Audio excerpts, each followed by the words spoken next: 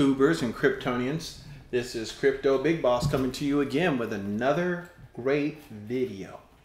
You guys know, if you've been looking at the fastest moving cryptos today, 14 June 2021, that Enjin Coin is on the move after taking a hit after this crypto crash, this flash crash of May. It is starting to move back into the right direction. So what I wanted to do today was take a look at Enjin Coin and the process of actually how we would use this in a video game. So let's just go in here and see what it would take to sign up. I'm just going to put CryptoBigBoss1 at Gmail. Y'all can hit me up on that. We're going to go in here and go behind the scenes and see what would happen. So here we go. Let's get started. Let's see what happens. So they're going to ask for my name. I'm just going to go ahead and put in Crypto Big Boss. That's my name, right?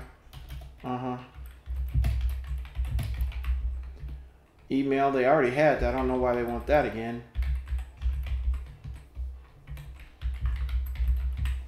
Password? Oh, I don't know. Let's just make up something.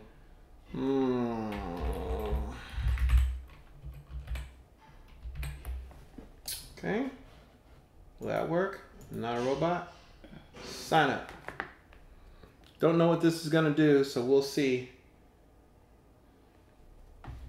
Did it do anything?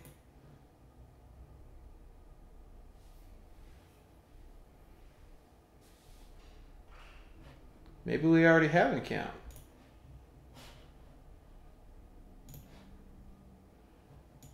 Let's see.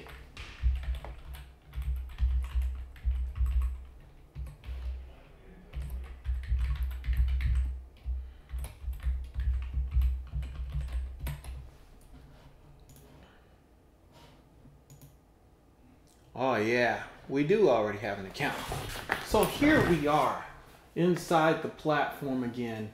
And I think we have talked about this before. It talks about the mainnet and their other, their test net. And we can see here that they have the Ethereum platform. So the question becomes this: how hard is it to create a project that would actually use Enjin Coin? What do we have to do to learn how to do this?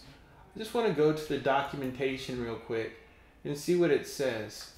There we have core API functions, and here they're talking about minting non-fungible tokens. We've talked about that before. Let's go in here and just take a look. Core API functions. Using the GraphQL, connecting to Enjin API. Let's look at that. Allow your app to communicate fluidly with the Enjin smart contract. All right, now we're getting somewhere. This will allow you to programmatically view wallet inventory, mint tokens from your wallet, and send tokens from your wallet, and request tokens from user wallets. Step 1, find your app ID and your app secret. Go to http://jumpnetcloud.enjin.io, create or select your project, select settings in the sidebar. You will find your app ID and your app secret in the settings panel. Go to GraphQL Playground, https://jumpnet.cloud.enjin.io GraphQL Playground, and then generate your authentication token by using this query. Step 4, you can now use your app secret to run queries from your server by querying the Enjin API, https://jumpnet.cloud.enjin.io GraphQL. So this right here is the beginning of how you would actually create an application that would allow you to read and write to the Enjin Coin blockchain. This is it. If you can do these 4 steps. So let's just click here. It says link your wallet. I'm not going to link a wallet right now. I'm going to take some time to go back and take a look at this and do this on my own, and then come back and give you guys the experience of what it's like after you link a wallet. Let's go here. Getting set up, managing users, sending and receiving. I think we've looked at that before. And then they have the Java SDK here. I wish they had something here that dealt with JavaScript. Introducing the Go.SDK. Let's take a look at that. Downloading the SDK. The Go.SDK can be downloaded directly from Go.Asset Library. Set up and run SDK example. By default, the example project is configured to connect to Enjin's hosted example server. However, if you wish to host your own server, there are a couple of options available to you. So they're talking about configuring the server, cloning the Go.SDK, creating a project for example. Okay, to run the demo, open and run the res add-ons, and then they got game TSCN. So they're creating a project, create example assets. Okay, so this right here is going through the process of assets in a game. That's what I see here. Getting the developer identity ID. Okay, getting the asset IDs. You can find IDs of the assets you created by going to the assets tab on your project. So what are they doing here? Then it says, congratulations, you have now successfully created a project, for example, and should now be able to run and play the example game.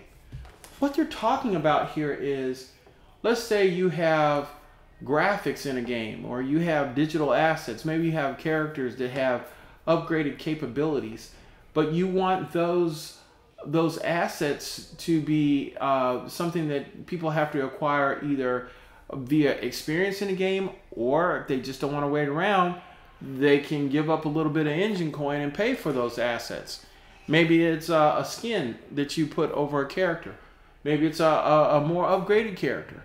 Maybe it's some special sword or some special item. That's what these assets are.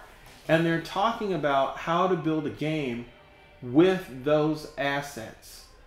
This is very interesting to me, because this is exactly what you can do with the Ethereum platform.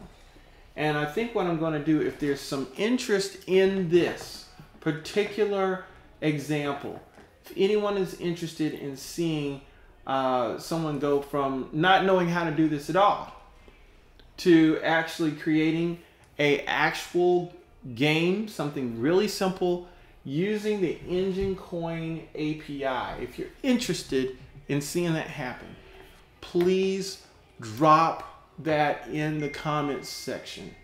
I don't want to expend a lot of effort on something that people aren't really interested in, but the reason you want to know something like this is when you decide, and this is not investment advice, when you decide that you want to take your money and invest it in something like Enjin Coin, what are you investing in? You're investing in this capability. So seeing that capability actually utilized, you can get an understanding of the value of that particular blockchain. So if there's any interest in this, please drop a like, please subscribe, and say something in the comments.